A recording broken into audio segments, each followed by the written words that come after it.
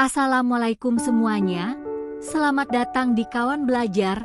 Pada hari ini kita sama-sama belajar mengenal kisah singkat Nabi Ismail alaihi salam.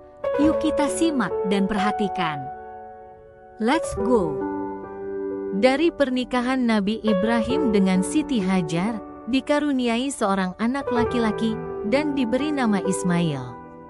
Namun setelah Ismail lahir, istri pertama Ibrahim, Siti Sarah tidak suka dengan Siti Hajar, lalu Ibrahim membawa Siti Hajar dan Ismail ke Mekah. Sesampainya di Mekah, saat itu hanya padang pasir, Nabi Ibrahim dengan berat hati harus kembali lagi ke kota Syam, Palestina. Ibrahim memohon kepada Allah agar Siti Hajar dan Ismail diberi perlindungan, sesuai dengan ayat Al-Quran Surah Ibrahim ayat 37. Setelah berdoa, Ibrahim menyerahkan semua kepada Allah. Beberapa saat kemudian, Ismail mulai kehausan, Siti Hajar kebingungan mencari air. Sedangkan mereka berada di padang pasir, tidak ada sumber air, semua hanya pasir. Lalu karena kebingungan, Siti Hajar berlari sebanyak 7 kali dari Bukit Safa dan Marwah untuk mencari air. Akhirnya Allah menolong Siti Hajar dan Ismail. Di tempat Ismail berbaring keluarlah mata air. Siti Hajar menggerakkan tangannya untuk mengambil air sambil menyebut Zam-Zam, berkumpulah. Subhanallah, ini bukti pertolongan Allah kepada orang yang beriman. Setelah Ismail tumbuh besar, Nabi Ibrahim kembali ke Mekah menemui istri dan anaknya, Ismail. Ibrahim kaget daerah tersebut sekarang sudah subur. Kemudian Ibrahim tinggal bahagia bersama Siti Hajar dan Ismail. Namun, pada suatu malam, Nabi Ibrahim bermimpi. Dalam mimpinya, Allah memerintahkan Ibrahim untuk menyembelih Ismail.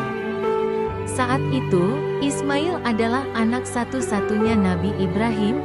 Ibrahim terlihat kebingungan apakah harus menceritakan hal tersebut kepada Ismail dan istrinya. Namun Ibrahim tetap menceritakan mimpinya itu kepada Ismail. Ibrahim berkata, "Hai anakku, sesungguhnya aku melihat dalam mimpiku bahwa Allah menyuruhku untuk menyembelihmu. Bagaimana pendapat kamu, nak?"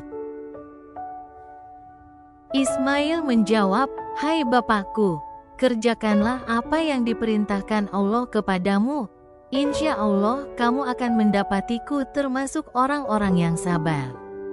Sesuai Al-Quran, Surah As-Safaat ayat 102.